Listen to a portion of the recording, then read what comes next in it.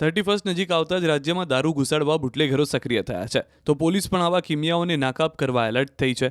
વલસાડ પોલીસે સરોન નજીક એક ટેન્કરને રોકતા આ બુટલેગરના કિમિયાનો પર્દાફાશ થયો, જેમાં લુબ્રિકેટેડ ઓઇલ ભરવાના ટેન્કરમાં વિદેશી દારૂની પેટીઓ મળી આવી હતી. જોકે ચાલક પોલીસને જાતે ટેન્કર છોડી ફરાર થયો હતો, જેમાં અંદાજે 11 લાખથી વધુની કિંમતની 200 પેટી દારૂ જપ્ત કરવામાં આવ્યા. ટેન્કર મહારાષ્ટ્રથી સુરત લઈ જવાઈ રહ્યું છે. જૂનાગઢ પોરબંદર માંગરોળ હાઈવે પરથી પકડાયેલ દારૂ કેસમાં પોલીસકર્મીની સંડોવણીનો ખુલાસો થયો. 4 ડિસેમ્બરે ક્રાઇમ બ્રાન્ચે 48 લાખથી વધુનો વિદેશી દારૂ ઝડપ્યો છે. આ કેસની તપાસમાં પોલીસકર્મીની સંડોવણી ખુલી છે, જે બાદ પોલીસકર્મી અતુલ દયાતાર સહિત 4 શખ્સોની ક્રાઇમ બ્રાન્ચની ટીમે ધરપકડ કરી. આ કેસ બાદ અન્ય પોલીસ કર્મચારીઓને ચેતી જવાની પણ સૂચના અપાઈ છે. જો કોઈ પણ પોલીસ કર્મચારીની ક્રિમિનલ કેસમાં બેદરકારી સામે આવી તો તેની સામે ફોજદારી અને ખાતાકીય પગલાં લેવામાં આવશે તેવી ચેતવણી અપાઈ છે. હાલ ક્રાઇમ બ્રાન્ચે આરોપીના રિમાન્ડ મેળવ્યા છે. આ પ્રવૃત્તિમાં સંડોવાયેલા અન્ય કોઈ મોટા માથા હોય તો તેને પણ ઝડપી પાડવા વધુ તપાસ ચાલુ છે.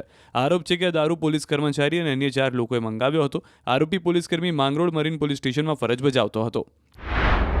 ગીર સોમનાથ ઉનાના દાંડી ગામે પોલીસની પોલ ખોલતો પંચાયતનો નિર્ણય. દાંડી ગામમાં બેફામ વેચાતા દારૂથી આખરે પંચાયત બોડી થાકી નિર્ણય લીધો છે.